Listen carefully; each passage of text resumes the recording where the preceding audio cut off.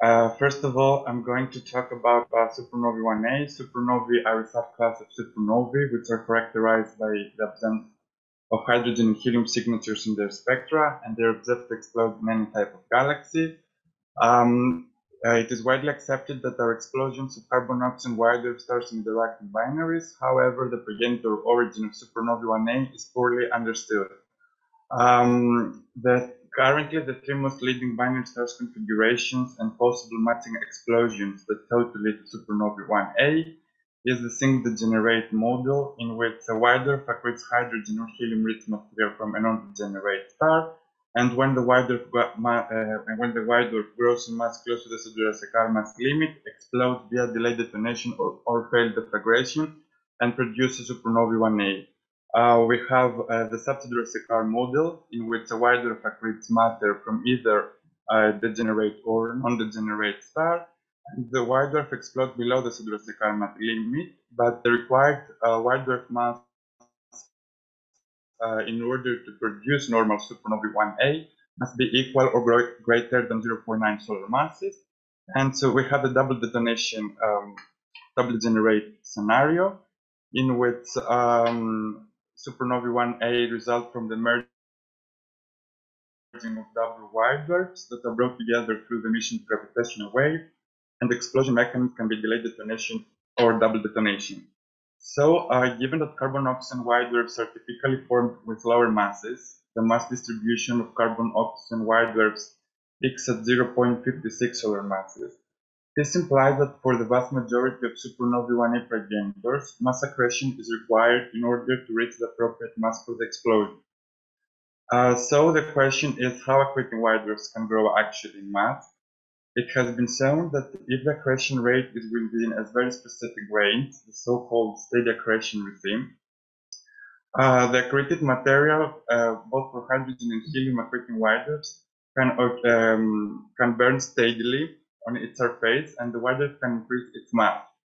White dwarfs in such an accretion mode are characterized by high effective temperatures and luminosities, and due to these specific properties, they emit significant fluxes of UV and soft X-ray photons, which will strongly ionize any interstellar medium gas, shaping extended ionized nebulae, brightening the helium-2, oxygen-3, and oxygen-1 emission lines. For higher white dwarf masses, with masses typically greater than 1.1 solar masses, the photosphere of the white dwarfs become bright in the soft X-ray band, and indeed, several permanent supersoft X-ray binaries have been identified, and the follow-up X-ray and optical observations show that are indeed white dwarfs that accrete matter at rates roughly the same within the steady accretion regime. Note that both in double degenerate scenario predict steady nuclear burning phases as well. So, if steady nuclear burning accreting white dwarfs are indeed the progenitors of supernovae 1A, we expect optically bright nebulae around accreting white dwarfs, supernovae 1A, and young supernovae remnants. And we expect substantial supersoft X-ray emission, especially from the more massive ones, before their final explosion. So as I told previously, we expect ionized nebulae around accreting white dwarfs, but we do not detect ionized nebulae around nearby supernovae 1A and young supernovae remnants. Even more surprisingly, we do not detect ionized nebulae around supersoft sources, systems that harbor for sure an accreting white dwarf, with one exception, this of Cal 83. So, the severe discrepancies between theory and observations indicates that something crucial is missing, both on the properties, both on the response of white dwarfs mass accretion properties and on their ionized ambient medium. So, in this study, we aim to link the properties of accreting white dwarfs, namely the white dwarf mass, the accretion rate, the chemical composition of the accreted material with those of their ambient medium, based on the models of Nomoto and Persandi for hydrogen and helium accreting white dwarfs. And through this, we are able to compare our results with relevant observations we receive from supersoft sources and supernovae remnant 1A in order to assess if accreting white dwarfs are indeed the progenitors of the specific supernovae remnant. As I told, in this study we adopted the models of hydrogen and helium accreting white dwarfs. In these figures, we can see the whole range of white dwarf luminosity and effective temperature within the steady accretion regime, both for hydrogen and helium accreting white dwarfs, as a function of the white dwarf mass and the accretion rate. As we can see, the luminosity and effective temperature are strongly correlated to each other, the values of which reveal large fluctuation, at least one order of magnitude, with varying the white dwarf mass and the accretion rate. And this variation will directly affect the ionizing flux of accreting white dwarfs. For that reason, we estimated the hydrogen and helium ionizing fluxes we expect from both from hydrogen and helium accreting white dwarfs. And in order to model the properties of the ambient medium around these systems, we use the photoionization code cloudy, in which for the ionizing source, we use the pairs of values of luminosity and effective temperatures based on the models of Nomoto and Pirsandi. We made some assumption in our model. We assume spherical symmetry in the stellar medium density to be in the range between 0.2 and 2 cubic centimeter, which are plausible values to use in the vicinity of supersoft sources and supernova remnants. LMC gas abundances because the majority of our sample is in the LMC, black body approximation, and having established in this way modeling, we can estimate the luminosity and the surface brightness for any emission line as a function of the white dwarf mass and the accretion rate. So here I'm going to show you a comparison of surface brightness profiles in 6 prominent optical emission lines of nebulae ionized by one solar mass, accreting either hydrogen or helium-rich material at the 2 corresponding limits in the steady accretion regime. As we can see, white dwarfs accreting at higher extent ionized nebulae, and for that reason they're more likely to be detectable. While more bright nebulae, we expect around helium accreting white dwarfs.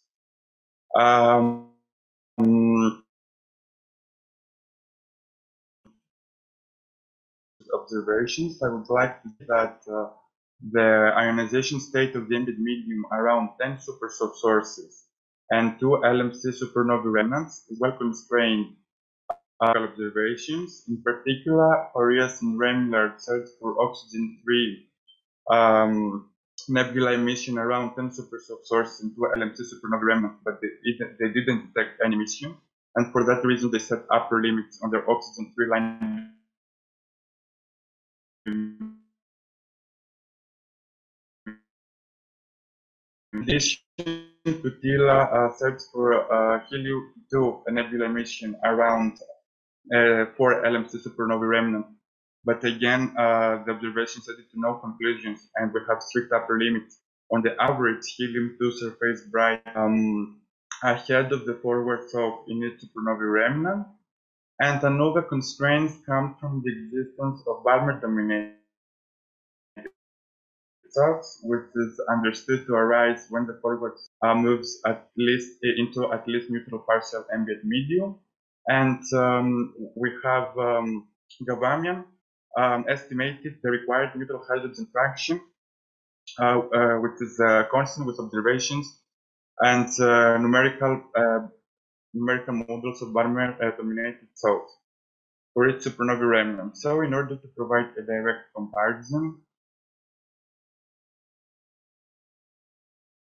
here 0.8 parsec around hydrogen and helium accreting white dwarfs, and for the 2 assumed interstellar medium densities.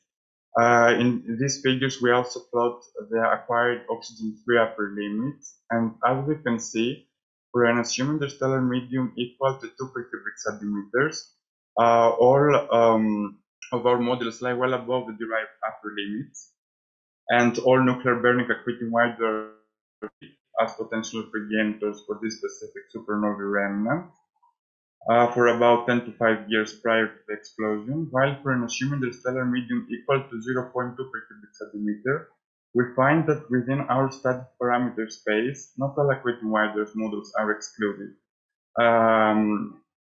And especially regarding the supersoft sources, the ambient medium around of these sources must be equal or lower than 0.2 per cubic centimeter.